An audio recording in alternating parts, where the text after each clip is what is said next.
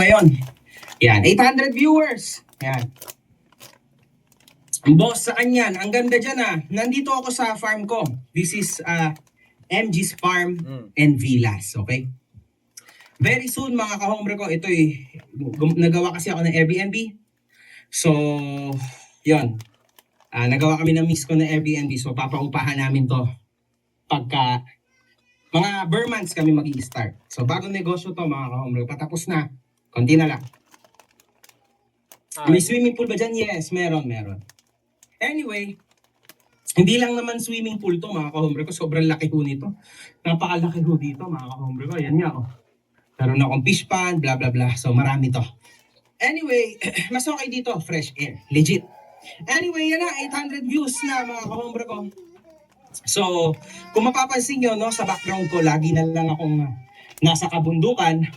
Kasi mga ka-hombre ko, dito na kami namamalagi hanggat hindi matapos ang pinapagawa naming trabaho dito. Kasi alam nyo naman, ako ay very sophisticated. Ayoko ng pangit na trabaho. Yun, kaya ganito tayo. Anyway, grabe naman. $200? Seryoso ka ba, man? Hello, Boss MGN sa mga ka-hombre. Sabi ni Nong Ni. Grabe ka naman, $100? Seryoso ka, man? And anyway, maiinggit na naman si Norman dyan. Maiigit si Norman. Naku, nagpalipad ka. Iiyak yun. $100, man. Baliw ka ba? Oh my goodness, hindi ako makapaniwala. Grabe naman. So yun mga ka-hombre, maraming salamat Grabe to, $100 hindi ako makapaniwala. Huwag ganyan, pare. Grabe. Hindi mo $100. I just can't believe this, man. Nagtakon ka na $100? Sira ulo ka ba? Huwag mo na ulitin yun Anyway, ganito yan mga ka-hombre ko, no? Ayan, 1,000 viewers na tayo. Sige. Nagtataka kayo, siguro. Eto, nako, ang dami. Gift, memberships, maraming salamat. Grabe kayo. Boss MJ, any update sa mga refile na kaso kay Kulaong at kaso na final mo para sa kanya? Ayan. Ito ay sabi ni Jap. So Jap, meron akong sasabihin sa'yo tungkol dyan. At syempre maraming salamat ulit kay Nong Ni 888. Grabe. Tindi nito. Hili ka ba? Nanonood ka? Putang ina, ang lupit ito ba? $100 nagbigay lang. Maiinggit na naman si Norman niya. Anyway, upo ka. Anyway, doon ho sa refiling, sa Lunes ho yung refiling. Excited na ba kayo? Yan. Sa Lunes mga ka-hombre ko, i-refile na ng misis ko yung ilang counts yun, man? Mga 20 counts ata yun. 40 plus counts yun, di ba? Yung binanat ni Joanna kay Norman, di ba? Mga 42? 39, 13, hindi ba ng 40? Yun. So around 4, kasi si Mim galing ko baba nung, So bali 40, mga 42, ganyan, 41, 42, no? Kumain ka na? Okay ka na. So 42 counts, mga ka-hombre ko, sa Monday po yon. And hindi ako nagbibiro, Norman. You will get what you want now. Ikaw gumusto dyan, hindi naman ako Diba? Ikaw nga una nagkaso, tapos ikaw nawaran. Anyway, let's move forward. Kamusta na si Casper? Ayan. Actually, may kwento ako dito, boy, kay Casper. Kaya kwento ko na ba? Hindi, sige. Kwento natin. Ganito kasi yan, mga ka-hombre ko. Ayoko talaga. Yes, ano po ito? Uwishin na pula. At ito pong uwishing pula na to tira. Tira ng birthday ng anak ko, pulutan namin. Okay. Nako, Red Doors, tapos Coke Zero naman tong kay Ate Amibel. Nga. Ayun. Talagang lalong magiging miserable buhay ni Kulaong. Bakit? Putya. Kapag natuloy yung kay Consel Igme, kapag nagkatotoo yung nakarating sa atin, naku po, tapos may repiling pa to. May repiling pa from Ma'am Joanna. Naku, talagang magkakandaleche-leche talaga buhay ni Kulaong. Itong tunay na ikwento, no? Kasi baka burahin ko na lang itong live ko. Sige. Ganito kasi yan, mga ka-hombre ko. Si Casper ho, ay parang, no, di umano, ay hindi nabayaran ni Norman Nako. ng mga wala naman akong patunay kundi ang salita lang mismo ni Casper. Siguro gusto niyo malaman kung paano ko nalaman. Siyempre, ang asong gutom malamang lalapit sa among busog. Kahit sinong amo, tama? Si Casper ho isang lawyer. So, kung sino yung pwede niyang maging amo, yon ang kanyang lalapitan. Tama? Sino ba naman ako para tanggihan ang isang Rottweiler? Hindi ko ho tatanggihan yan. Kasi malay nyo. Diba? Sabi nga nila, kapag nagutom ang aso, mangangagat sa amo yan. Oo naman. Sino bang amo ni Casper? Siyempre si Norman. So, alam niyo mga kahobre ko, tatry ko lang no na paikot-ikutin to para at least magets nyo. At least sana magets nyo lang. Si Casper ho'y gutom. Totoo yan. Nangyari na to mga kahobre ko dati Around December na wala si Casper ng 1+ month, di ba? Naalala nyo lahat yon, di ba?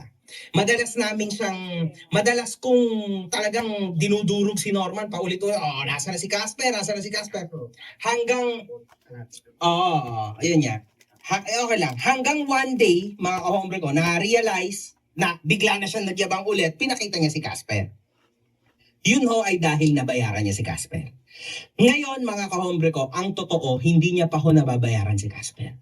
Kaya wala si Casper.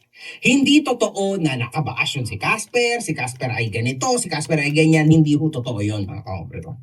Sabi ni Daddy Jem, naghudas na si Casper.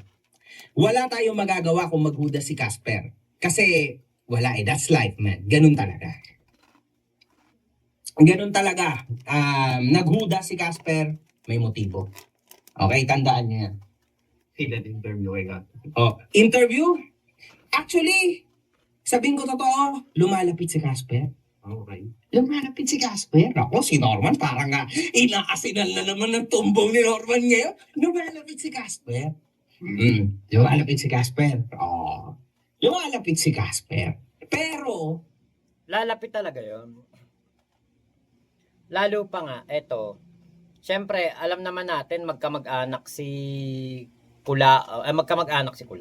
Magkamag-anak si Konsehal Igme at si Casper. 'Di ba? Sana mas mapanatili yung blood is thicker than water. O blood is thicker than aquapana. Pero hindi, para mas bagay, blood is thicker than canal water. 'Di ba? Lalo pa niyan, baka mamaya madamay sa kaso si Casper dito kay Konsehal Igme. Baka lang kasi syempre mga person of interest, syempre lahat 'yan iimbestigahan.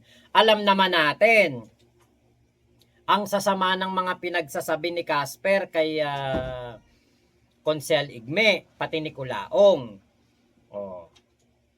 Narinig nyo naman yung mga pagbabanta niyan 'di ba? Kaya yan kung mayroon mang mga ganyang pangyayari, yung taong katulad ni Casper kasi, yan yung mga tao na kung saan meron, kung saan makikinabang, at kung saan siya mapapanatag, doon yan. Bakit ba siya nagsisiksik kay Kulaong? Dahil sa pera. Dahil sa kita. Kaya siya nagsisiksik kay Kulaong para kumita siya. Meron siyang protection. Meron siyang makuhang kasikatan. Diba? Nagbablog na rin niya Ngayon, hindi maitatanggi na kapag kay MG siya, kumampi. Naku, sasabog ang sokmed niya ni Casper. Ako nga, 'di ba, kita nyo, 'di ba ako dati anti-Kulaong. Siguro more or less nakakuha ako noon kay Kulaong. Hindi ko talaga din naman alam kung gaano karami. Baka malay natin, baka mga 150,000 o 100,000 ang nakuha kong subscriber kay Kulaong. Noon panahon ng pandemya kasi yon. Dito kay Makagago, nung ako po ay nag-antay Kulaong, na-interview ako ni Makagago, ang tanda ko naka 14,000 subscriber ako. Yung mga viewers ni Makagago, mga kahombre, nag-subscribe sa akin. Nasa 14,000 nga yata yung huli kong nag-subscribe sa akin. So kung si Casper po gagawin yan, buhay na buhay si Casper. Bakit? Ang daming lilipat na maka-MG sa kanya. Oh. Dito lang dito lang sa akin pagpalagay na may nanonood 342 ngayon. Tingin nyo kapag lumipat si Casper, gabi-gabing mag-live yan. Tsak na libo-libo manonood dyan. Libo-libo. Baka yan ang merong pinakamalaking viewers sa live kapag kapag nag-live na yan si Casper. Kaya ako naniniwala. Tayo, mga kahombre ko, Kaya ako'y naniniwala na etong si Casper, puputok talaga pangalan yan at yung channel niya. Kapag pumunta siya dito, kay Makagago. Magpa-interview ka na, Casper. Wala ka nang mapapala kay Kulaong. Makukulong na yan. Mawawalan ka ng amo. Isa pa, ginagawa kang alila, hindi ka naman pinapasahod ng tama. Diba? Doon tayo sa totoo lang Pinapasahod siya after few months pa. Kay Makagago, let's say, maging tauhan siya ni Makagago. Kunwari lang maging tauhan siya, may kikitain siya, buwan-buwan may sahod siya. Or, kung siya ay tututok na lamang sa kanyang YouTube channel, kakalabanin niya si Kulaong, marami siyang mga magiging kwento. Putya, pati ako makiki-reaction ako dyan. Sa mga video ni Casper, kasi maraming kwento tsak yan, mas maraming nalalaman yan.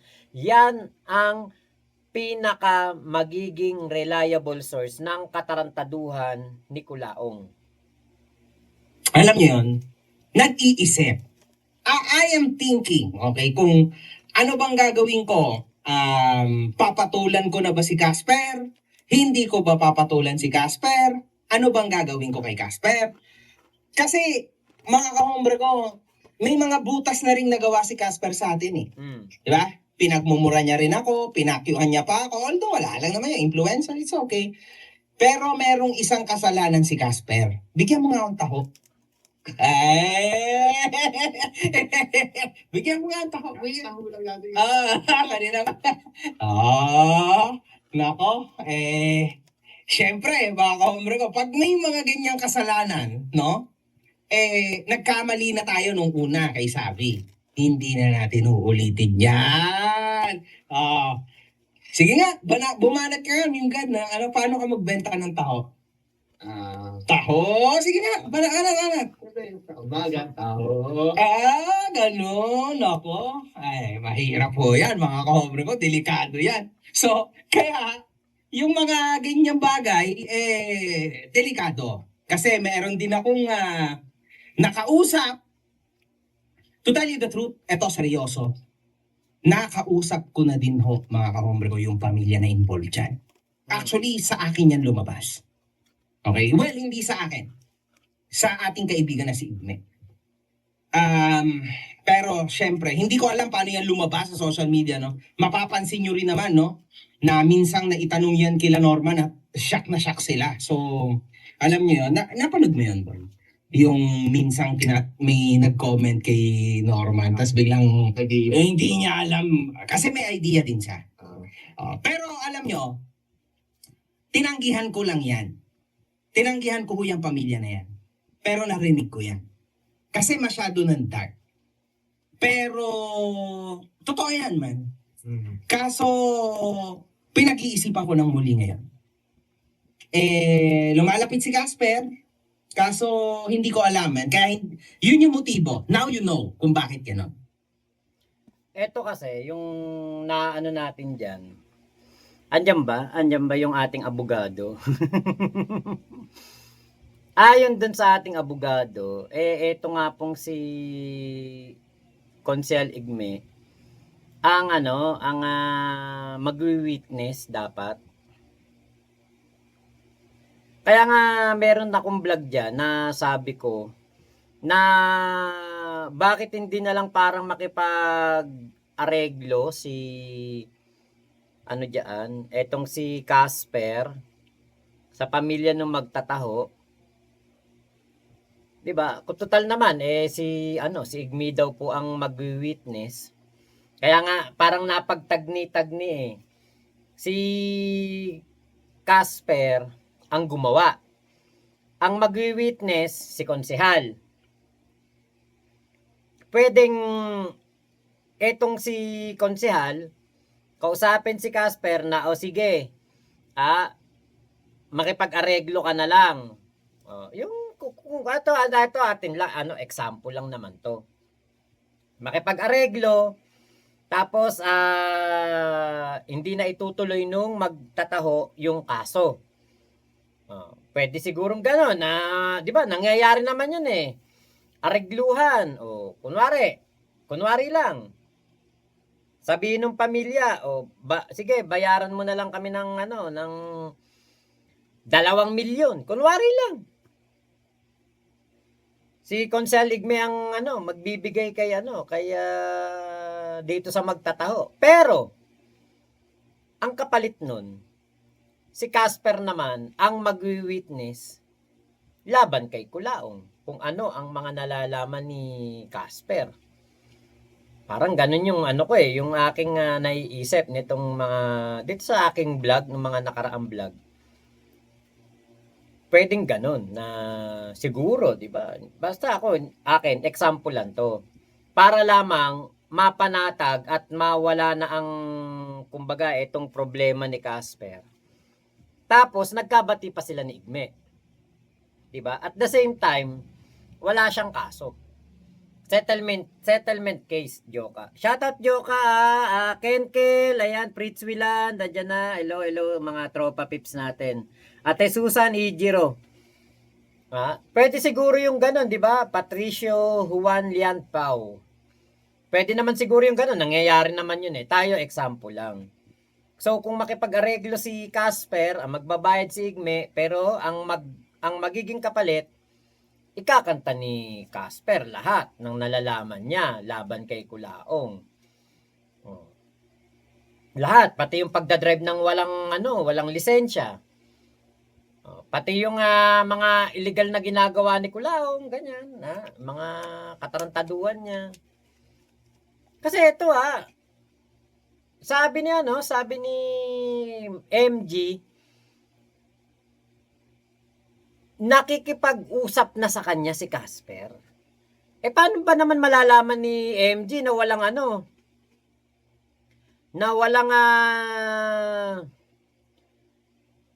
sahod si Casper, 'di ba? Syempre, kay Casper manggagaling 'yan.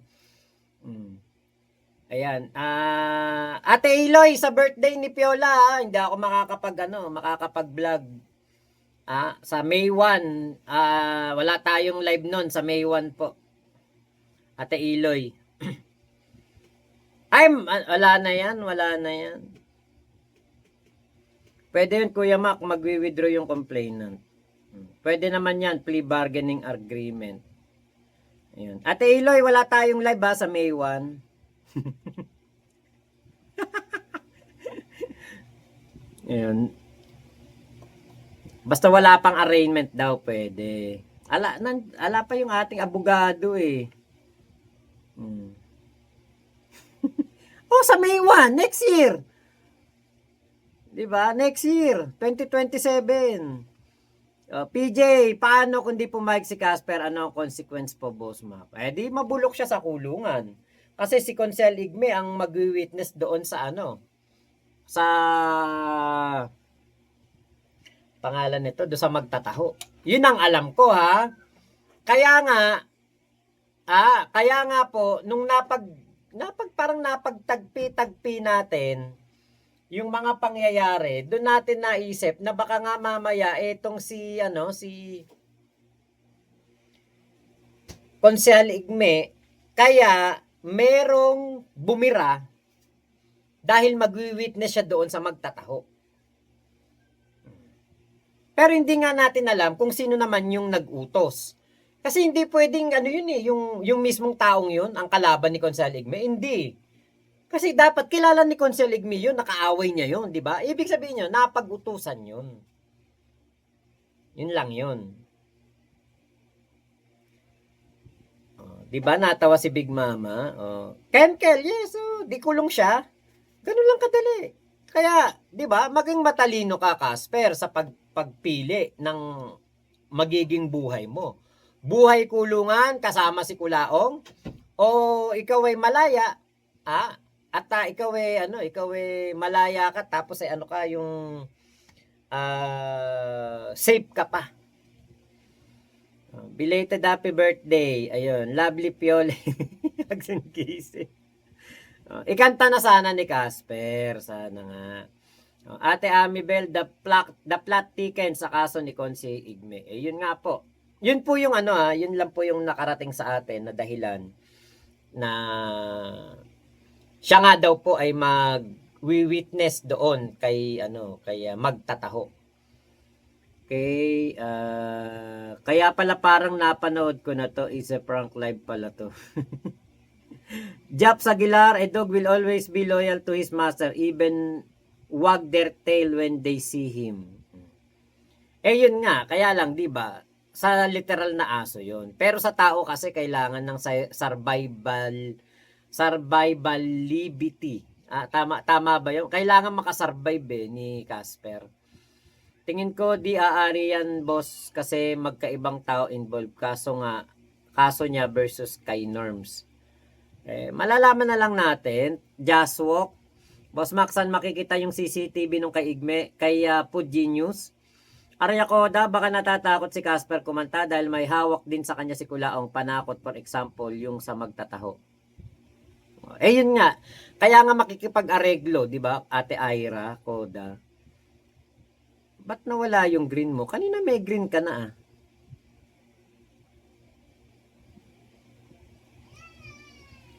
Okay, habang buhay ba siya makukulong si Casper dahil sa magtataho? Pwede pong ganun. Creates Wilan, konsi. Joka, bakit daw tinumba magtataho, Kuya Mac? Ewan ko kung pwede ko sabihin. Wala kasi abogado natin dyan. Di pa nagko-comment Dahil daw sa yun, illegal na pulburon. Sinabi ko din.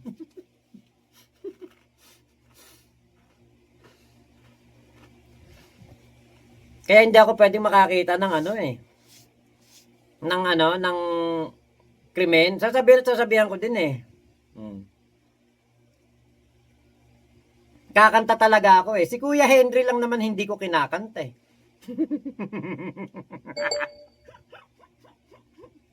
Protect Consi at all costs. Ayun.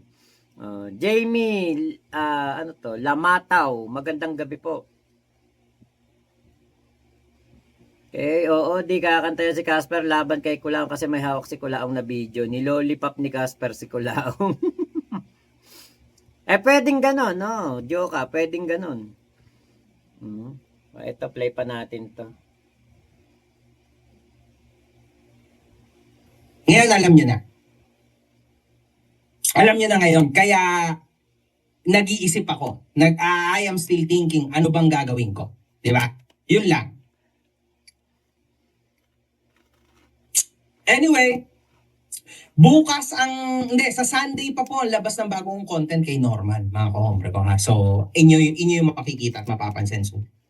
Anyway, huwag ka masyado magtitiwala kay Casper. Definitely no. Hindi ako magtitiwala kay Casper, mga kahombre ko. Never.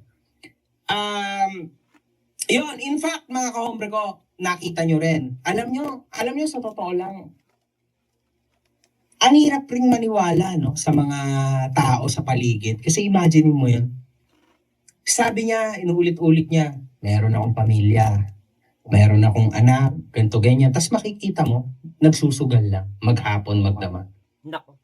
Hirap maniwala, mga kahombre ko. Mahirap kong maniwala sa mga ganyang klase ng tao. Tandaan nyo, sarili niya nga pinagsisinungalingan niya. Kayo pa kaya? Sino ba naman kayo? Di ba? It's not gonna work, man. Baka sabihin ng tao na kay Casper sympathy. Di ba? Kaya siguro, e-ekis natin yan, mga kahombre ko. Yun lang. Si Alex, parang si Alex yan. Si Alex Fabela, mga kahombre ko, Ayan, tama lang din yun, di ba? Wala namang mawawala kay ano eh. Wala namang mawawala kay MG kung di niya pansinin si Casper. Actually, di ba? Hindi naman niya kailangan din si Casper. Si Casper ang may kailangan sa kanya. Yun ang totoo, no? Di ba? Nay Susan, hello po sa inyo, Nay Susan ha. Nandyan po pala kayo. Diba? Yun ang ano eh, yun ang ano niyan, yun ang totoo nating nakikita diyan. Michael Andomin ng Dubai, hello po. Ano name ni Nang Huda? Sabi ni Mami Susan. Casper po ba name nun? Dennis Santos, hello po. Marilu Galimba. Di rin namin ni Casper yan. Babayaran niya ni Kulaong at ipeplex para i-prove nila na mali si MG. Bahala sila, di ba? Kung ganun ang gawin nila. Pero, ano na po yan? Kumbaga, alam naman na ng taong bayan, yung mga ganyang galawan. Kung yan po parang sineset lang nila si Casper. Parang sineset up lang nila si Casper kay MG para magsalita si MG o para may malaman si Casper kay MG. Mas matalino si MG sa mga ganyang strategy. Nakita naman natin kung gaano nagmukhang engot si Kulaong dito di ba? Ano yung BL pa nga? Anong BL?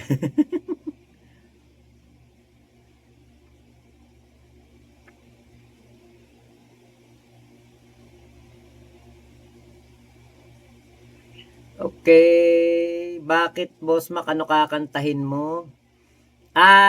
Naku, wag na. Boys Love. Okay, yun pa rin. Pasensya na, hindi ko po alam yan. Kahit nga yung mga nung una, yung Walker tinanong ko pa kay ChatGPT ano yung Walker. Ang pinakita, yung yung Walker ng bata.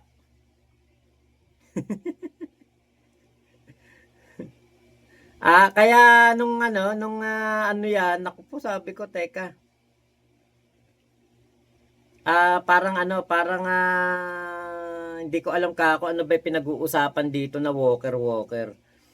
Buti na lang meron ako napagtanungan. Yun pala yun. Yun na pala yung bagong tawag sa sa mga alam nyo na.